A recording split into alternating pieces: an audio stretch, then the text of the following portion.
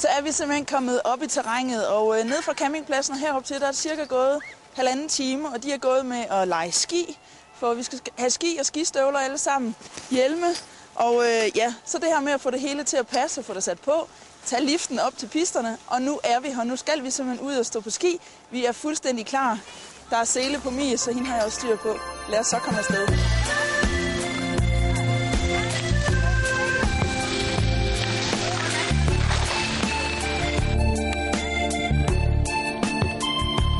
Med selen på Mie kan jeg for det første lige vurdere, hvor klar hun er til at køre selv.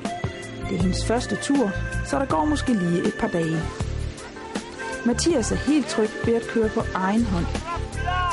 Der er masser af børn i området, men det er også et helt perfekt familiested med mange lette pister og god skiltning. Her kan alle være med.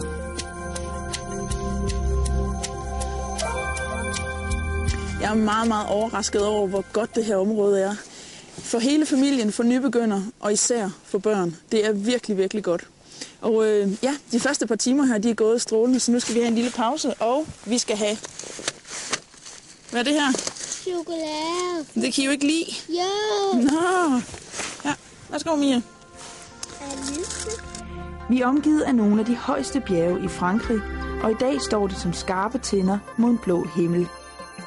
Selvom man ikke har lyst til at stå på ski, vil en gåtur i området være lige så stor en fornøjelse. Ganske enkelt for at få denne udsigt. Grunden til, at vi holder så meget af skiferie, er netop kombinationen af at bruge kroppen, få en masse frisk luft, og så nyde de imponerende landskaber omkring os. Og så er man træt på en fantastisk måde, når man kommer hjem om aftenen.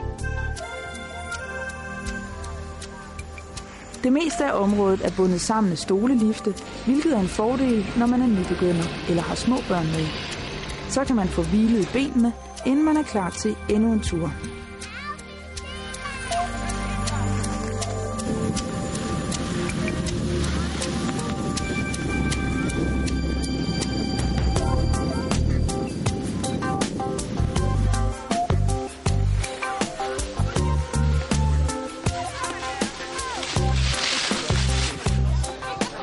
Oppe i bjergene er der også spisesteder, hvor det igen er oplagt at tage en pause og hvile, før det går løs igen.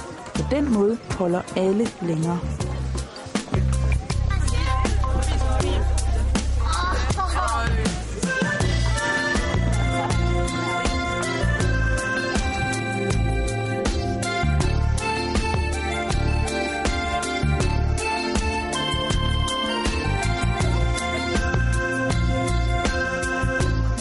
Om sommeren er disse bjerge fyldte med græssende køer.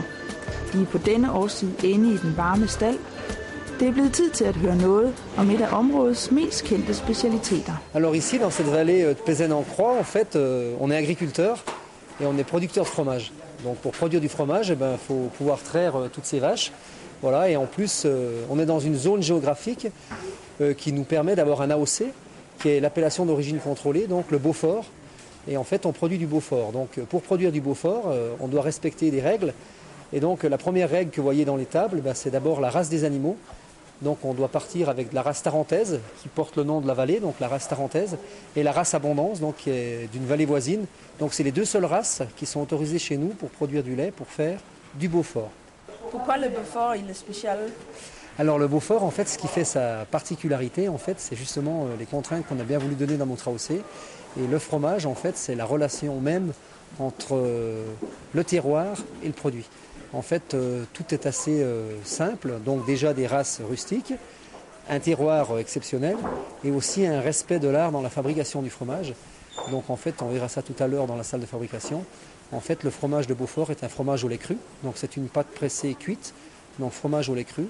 Et il est fait en plus avec de la présure naturelle, donc la présure naturelle qui assure aussi un bon ensemencement et justement une relation entre l'herbe et le produit.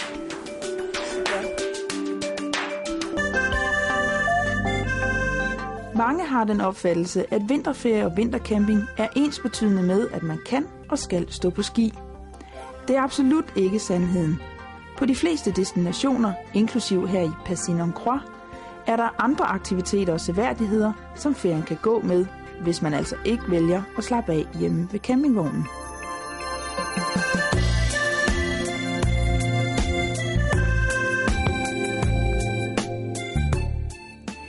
siden af campingpladsen kan man både køre med hundeslæde og tage på hestekanefart. Vi vælger det sidste.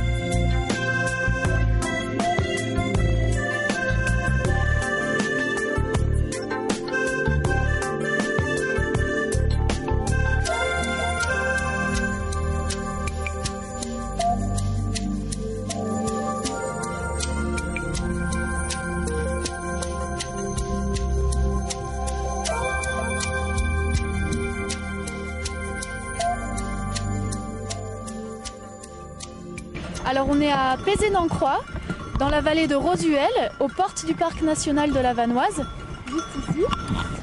Et donc on est sur la piste piéton du site nordique de Pézé-d'Ancroix. Donc voilà.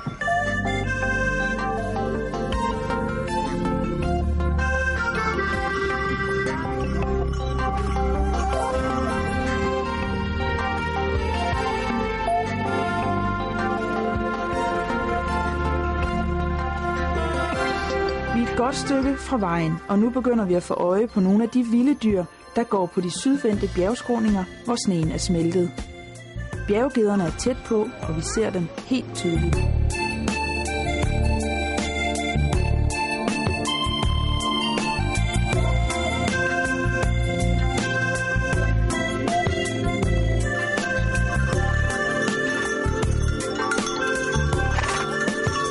Og så bekræfter det her mig endnu en gang i, at man behøver altså ikke at stå på ski for at tage på vintercamping. Det her, det kan alle være med til.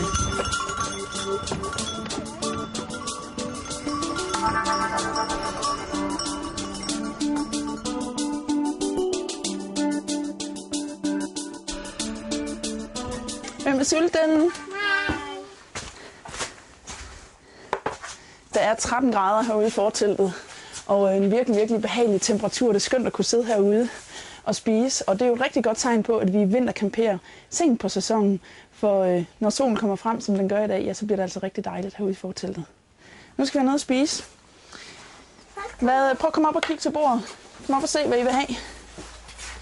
Det er lidt forskelligt. Hvad vil du gerne bede om? Sådan en. Ja, en mad med det der. Og hvad vil du gerne bede om, Mia? Jeg vil gerne have mad med det der. Det var bare, kan du ikke huske, hvad der kører, når de har mælk i hele den her? Jo, prøv at tænke, det mælk, det kommer fra en af de køer, du har klappet. Ja. Det er altså ingen sag at lave frokost, når man er i Frankrig, for jeg har bare lige været inde forbi den lokale købmand og købe lidt forskellige pølser og paté, og så har vi jo den gode ost op fra bondegården. Så det her det frokost, det tager 10 minutter at anret, og så er der altså kvalitet frokost her. Men er det ikke godt?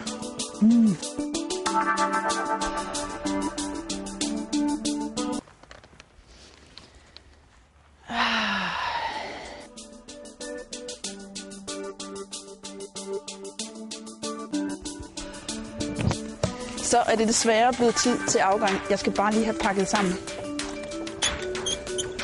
Det tager jo ikke særlig lang tid. Forteltet det tog et kvarter, men forteltet er vådt, så det er godt, hvis snart skal pakkes ud igen. Det her, det tager ikke mange minutter.